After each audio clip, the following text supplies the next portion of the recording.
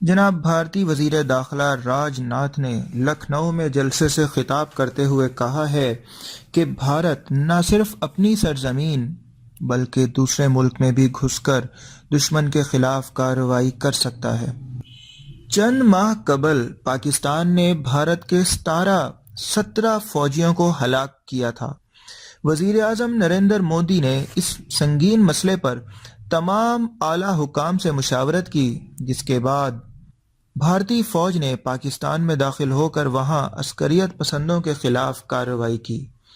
راج ناتھ نے دعویٰ کیا کہ دنیا میں بھارت ایک مضبوط ملک کے طور پر سامنے آ رہا ہے اور ہم نے دنیا کو ٹھوس پیغام دیا ہے کہ ہم نہ صرف اپنے ملک کے اندر بلکہ دشمن کی سرزمین کے اندر بھی اس کے خلاف کارروائی کر سکتے ہیں۔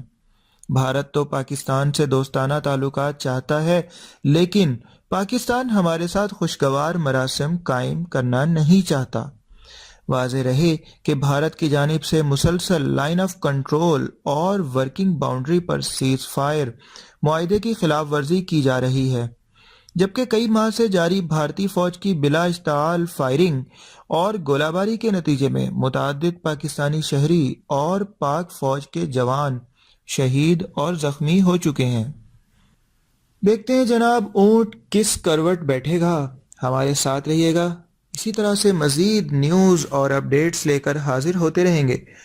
HDR وائس کو سبسکرائب کر لیجئے گا۔ اپنا بہت سارا خیال رکھیے گا۔ Take care, bye bye.